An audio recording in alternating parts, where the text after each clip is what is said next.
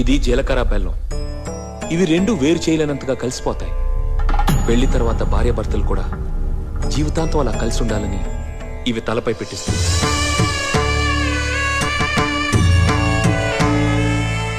ఇది మంగళసూత్రం. మంగళం అంటే పవిత్రత, సూత్రం అంటే తాడు. ఇది మెడలో పడగానే పెళ్లి అగ్ని కంటే పవిత్రం అవుతుంది.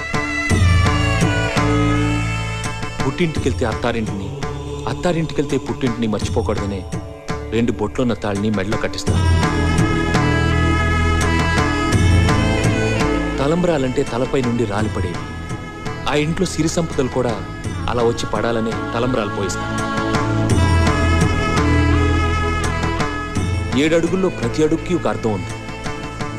ఒకరి వెంట ఒకరు 7 అడుగులు నడిచి 6వ ప్రాణంగా 5వ తనాన్ని మూటగట్టుకొని 4 దిక్కుల సాక్షిగా 3 ముళ్ల బంధంతో 2 జీవితాలు ఒకటయ్యేదే పెళ్ళంటే.